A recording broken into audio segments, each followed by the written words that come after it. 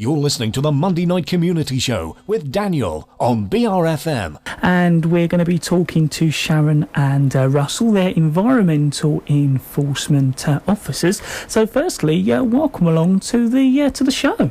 Good evening, Daniel. Hi, Daniel.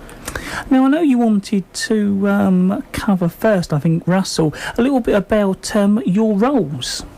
Our roles, we respond to complaints by members of the public. Complaints can be ranging from noise complaints, complaints of fly tipping, dog barking, alarms, untidy gardens, insecure buildings, so a wide range of issues there that we would receive complaints about and then go out and deal with and investigate.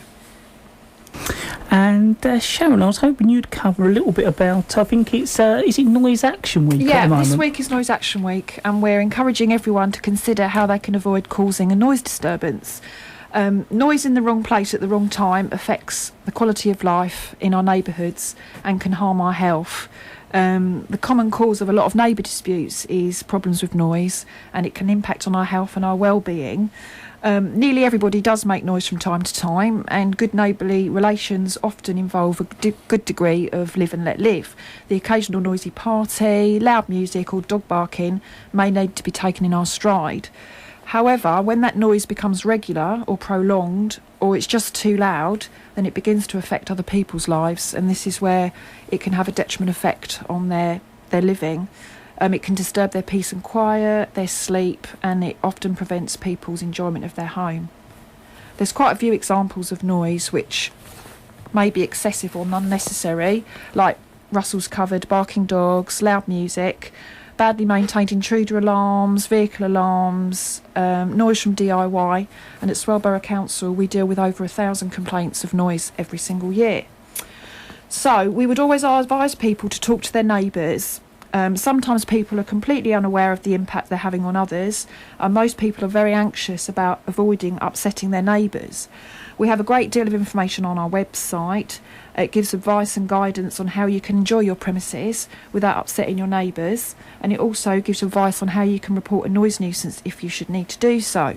But our customer service centre phone number is 01795 417 850, or you can go on our website at www.swale.gov.uk and you'll find all the information that you need there.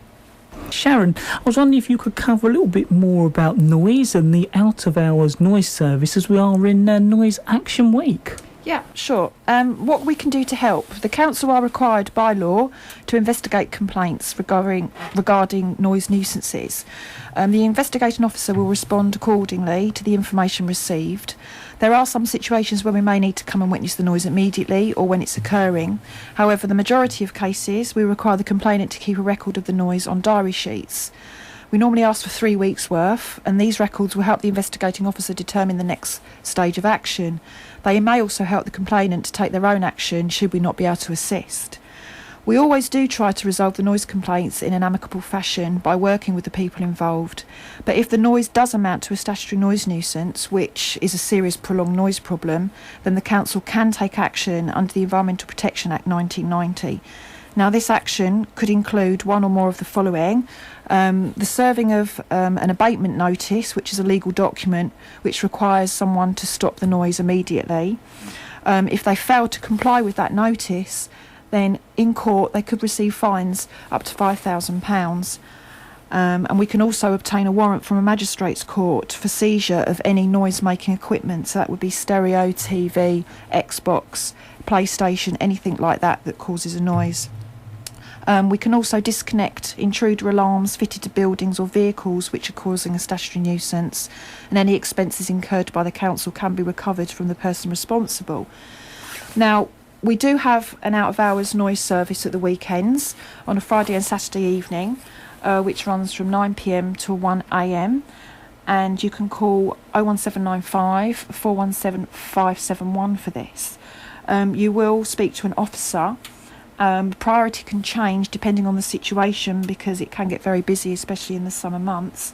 But we mainly deal with house and car alarms, serious noise nuisance, i.e. parties, the occasional rave, it has been known, cases where an abatement notice has already been served, ongoing noise complaints where people have already got a reference number, and like I said, one-off noise disturbances.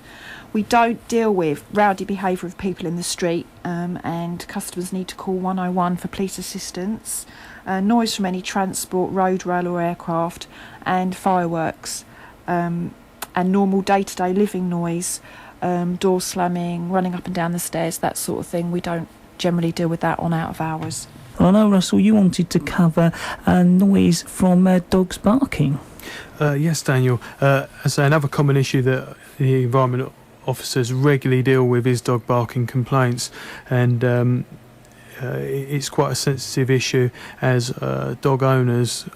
They are often unaware that the dog is barking whilst they're out of the house. So when we receive a complaint about dog barking, we would first of all send our complainant diary sheets. The diary sheets would come back if there was an issue. We would then assess every complaint on its own merits, looking at the diary sheets, looking at how long the barking's going on for, the times of day, and see if we can see patterns there. Then, if necessary, we would take advice from our animal control officer, Tim Oxley, and visit the dog owner if necessary. Of course, it's normal and natural for dogs to bark, but when barking happens a lot, goes on for a long time, it can be annoying and upsetting to neighbours. And if people are out a lot, they obviously don't realise how bad it is. We must stress that we cannot and wouldn't want to remove dogs. We would rather work with the owners than going down a more formal route. And there are some simple steps that you can take straight away to cut down the amount of noise your dog is making. This will help calm the situation between you and your neighbour and give you time to work out why your dog is barking. If your dog barks at things outside your yard or garden, don't let it go outside on its own. Keep it away from windows so it can't see people or other animals. If your dog barks at the same time every day, like when people in the house are going to work or school, try to keep it busy at that time. For example, you could take it for a walk while the kids are getting ready and it's a busy time. Try to keep your dog calm. If it barks when it's excited, don't play with it at antisocial times such as late in the evening or extremely early in the morning. Don't leave your dog outside is another one you could do. If it's barking to be let in, then let it in instead of letting it bark for prolonged periods in the garden.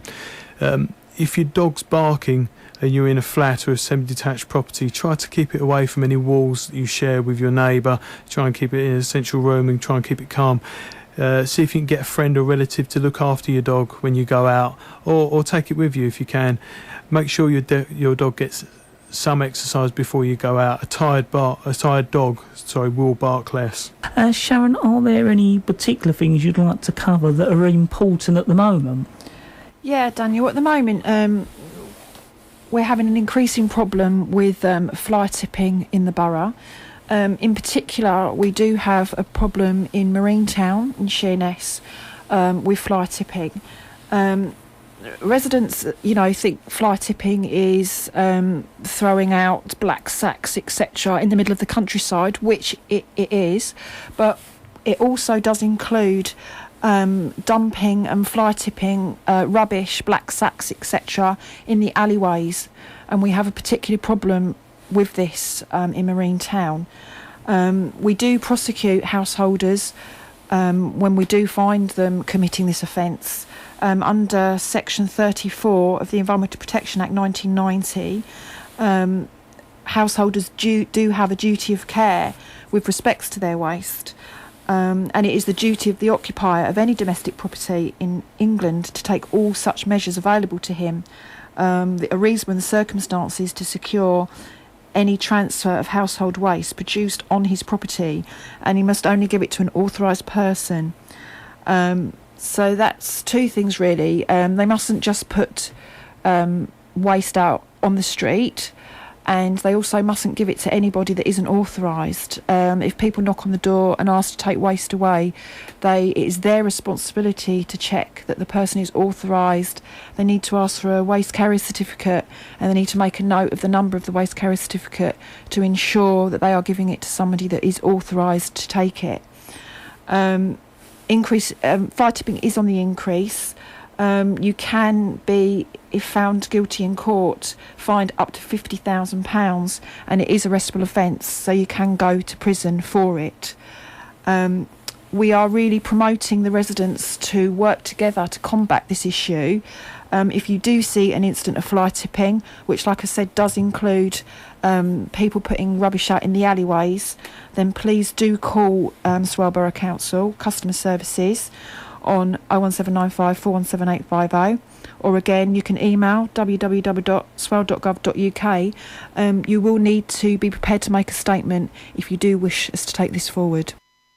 Sharon, I know you wanted to cover bonfires. Yeah, this time of year, Daniel, we do have a lot of people ringing in about bonfires.